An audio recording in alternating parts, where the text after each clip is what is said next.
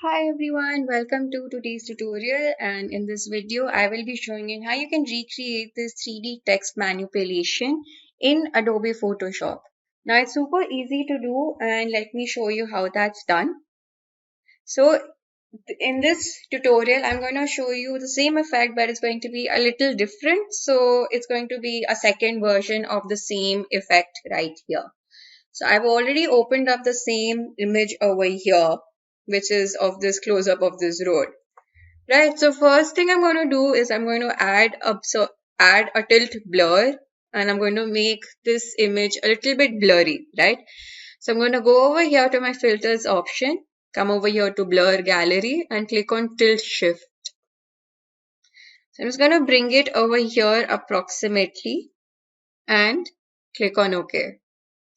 So once that's done, I'm going to come over here to my type tool and I'm going to type out my word. So instead of typing the same word, which was travel in the reference image I just showed you, I'm going to add the same effect in this word called road. Right, so you can literally type out anything you want to. It doesn't necessarily have to be the same words that I'm using. And you are also free to use any type of font as you wish, but just make sure that it's in bold so that the effect is a lot better. And it's usually best when the word is written in bold.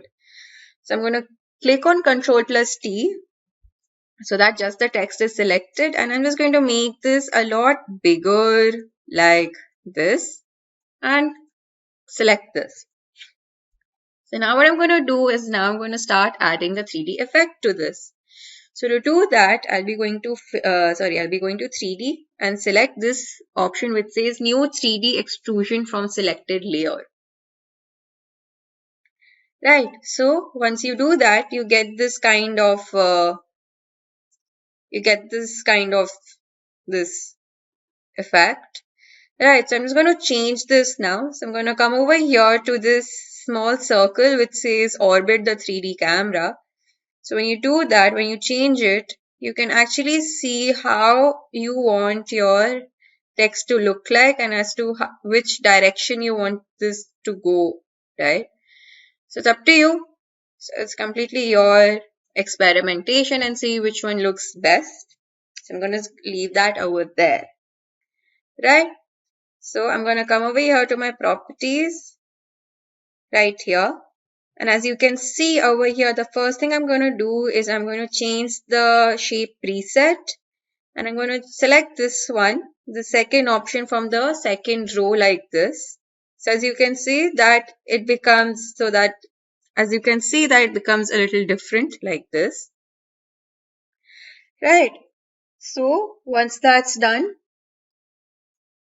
I'm going to come back here to and let's see if there's anything else I want to add. I'm going to let it be the way it is. Right. Okay. So once that's done, we'll come back here to this 3D one right here. Right. Okay. So now I'm going to come here to this infinite light option, and I'm just going to adjust the lighting like this. And as you can see, when I move this around, you just notice that that some shadows are also being added behind the text like that. Right, so you can decide where you want your light source to come from. So once that's done, I'm going to go ahead and let it be the way it is like that. I'm going to go back here to my properties panel again, and I'm going to make some changes over here in this color and shadows part as well. So just make sure that your color is white. So I'm going to increase the intensity of this white color over here. So I'm going to make this to be 230%, and the shadow is going to be 16% like that. Okay. So now I'm going to come back here to my 3D one. I'm going to select this road, this option, click on shift and select these ones as well. And selected all these by clicking onto Shift, you come back here to this Properties panel again. I'm going to make some changes over here in the reflection and in the shine option as well. So I'm just going to increase the reflection all the way up to 100% like that. And the shine, I'm going to also increase that to 36%.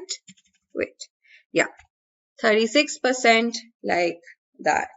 Okay, so that's done. So I'm going to come back here to this 3D panel again. And this time I'm going to go over here to my environment panel, right? So you double click on that and you'll automatically come here to this property panel. So you see here where it says IBL, right? So we're going to make some changes over here. So right click on this and say remove texture, right? So I'm going to right click this again and say load texture.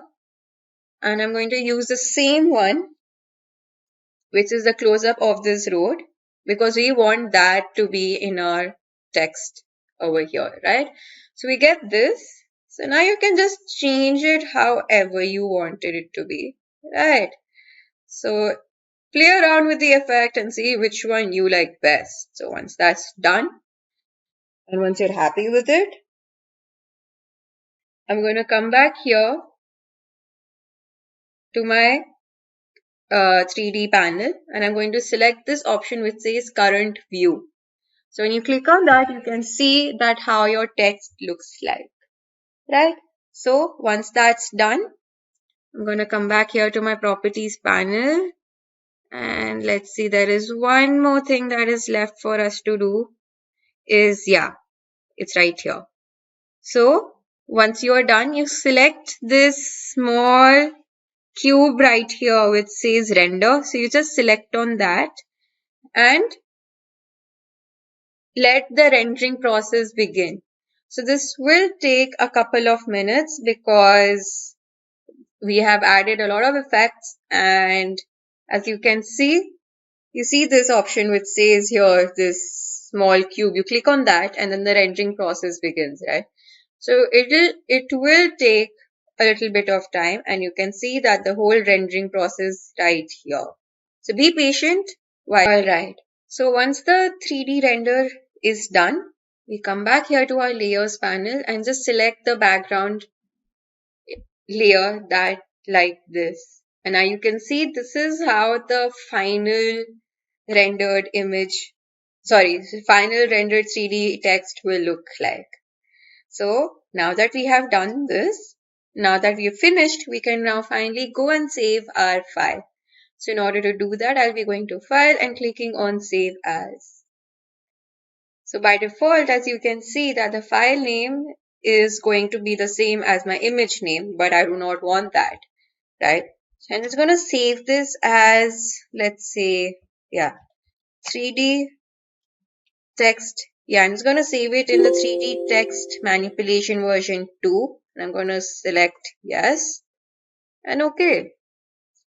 So by default, your file is always going to be saved in a Photoshop file, and I highly suggest you do that as well, right? So once that's done, now that we've come to the end of our tutorial, I hope you found this video to be useful, and with a little practice, you can make such type of effects, 3D text manipulation with different kinds of words, and play around and experiment with the settings as well. So thank you for watching and stay tuned for more.